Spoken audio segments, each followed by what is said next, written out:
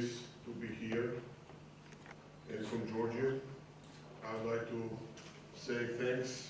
I'm glad to announce that there will be also a Georgian wine. It's worth mentioning that the cooperation between Georgia and Austria.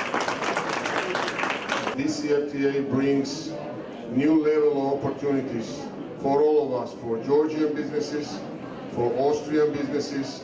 We need to materialize with our very proactive approach.